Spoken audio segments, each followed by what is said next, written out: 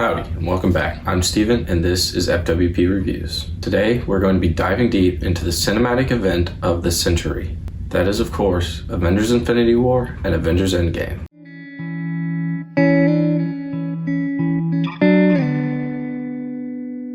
Avengers Infinity War and Avengers Endgame are easily the biggest cinematic event of our lifetime. They are the culmination of a 20-movie long series that changed the world in its own kind of way. Somehow, with all this insurmountable pressure, these two movies deliver and more. This video will of course be divided into two parts, the one about Infinity War and the one about Avengers Endgame. With that, let's get started.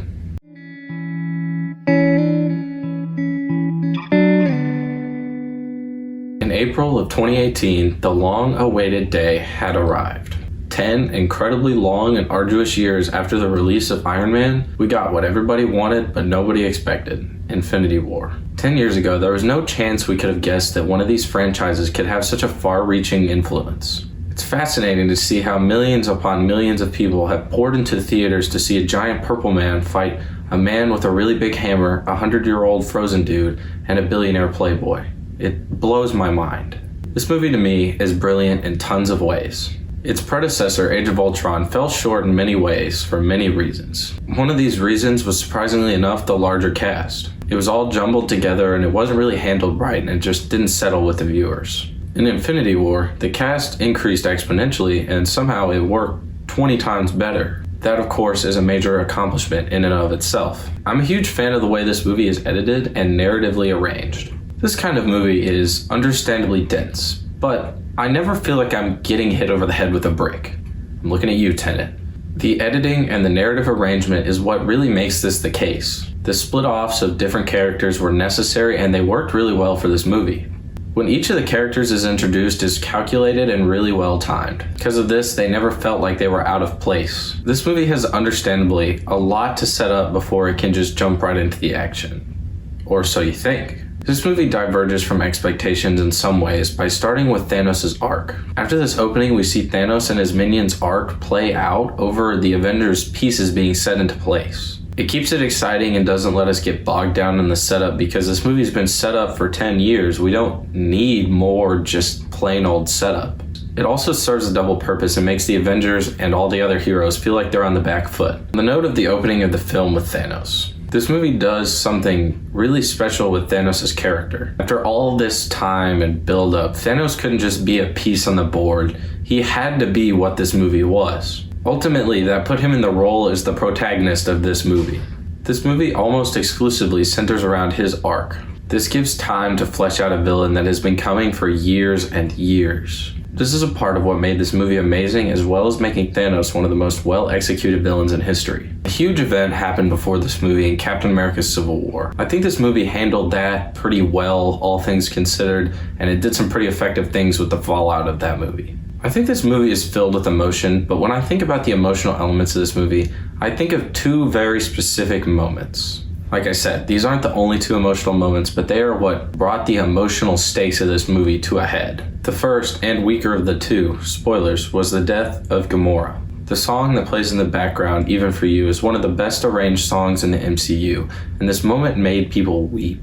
This really was a turning point because a lot of people went into this movie thinking Thanos wouldn't be able to get all the stones. At this point, it seems evidently clear that at whatever cost it takes, he will get all of the stones before this movie ends. It marks an incredibly effective shift in the tone for the narrative as well as many other things. The second and more effective moment that comes to mind is the death of Vision. This moment breaks me down every time because Wanda has been through so much trauma, and now she's got to kill her boyfriend. The moment Thanos arrived in Wakanda, things start to look a lot more bleak all of a sudden. The relatively short and obstacle-filled march that Thanos makes to Vision is astounding. It's incredibly effective to watch him take out every single fighter that comes at him with extreme ease. Wanda knows what she has to do, and she does it. This, of course, is an interesting reversal because all of a sudden we're thinking, oh, maybe he's not going to get the stones. That's how this movie's going to end. And then it gets so much worse. If you've seen the movie, you know how it goes from there. This moment and sequence of moments is just so devastating. Wanda pushes through and kills her boyfriend to save the universe. And then Thanos just undoes it and kills him again, but now he gets what he wants. This moment encapsulates what this movie really is to the viewer. Devastating. Following that, we see Thor coming off the heels of the best moment he's ever had in the MCU when he makes his entrance into Wakanda, and he makes the worst play in the century. This, of course, effectively sets up his arc for the next movie, which maybe they didn't execute so well in the next movie. After that, this movie just ends, and it leaves you devastated. Part of you knows they'll win next time, but it's the way that this movie plays out, it's just so effective, and you're not really thinking about that at that point. You can see the Avengers' token one-liner humor start to fade as they realize they're not as invincible as they thought. Watching it unfold in this movie and the fallout of it in the next movie makes it worthwhile for the viewer.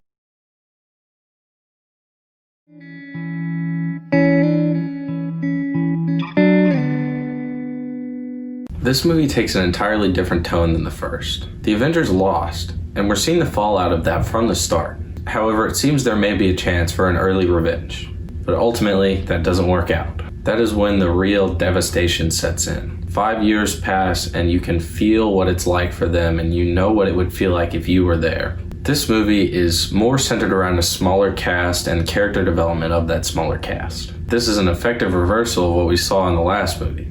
This ultimately makes them feel like two distinct entities in a way. I found this to be effective as we saw two completely different stories told in a way that they connect very well, but they're also distinct. The arcs these characters are on is extremely effective. Black Widow feels like the family she's developed is just fallen apart. Steve feels like he's failed. Tony feels like he's failed, but he's not willing to give up what he has to save what could have been.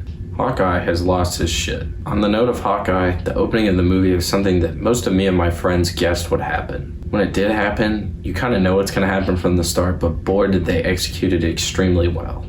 The way he doesn't even see it happen, and you see the panic and the pain set in, it's just so effective. Time travel is something that can be very bad if done wrong. This movie finds a way to make time travel the center of the story, but not really the center of the story, if you know what I mean. It never feels to bog down the narrative, but it's there enough that you can see it becoming an effective narrative force. Another character arc in this movie I have to mention is Thor. This character arc is the one complaint I have about this movie. It makes me frustrated to see how they handled it. Thor's character is easily one of those opportunities that will always be a missed one in this movie. They had it set up like there were going to be effective themes about his weight and his depression, but it all got passed off as a joke. Ultimately, that led none of it to land the right way. I found these moments to be ultimately less effective because of it. This movie is ultimately just an effective build to what is the last hour of the movie. The last hour of the movie is the perfect display of the might the MCU can put together. After Hulk snaps his finger, this movie really is just a rapid acceleration to the end.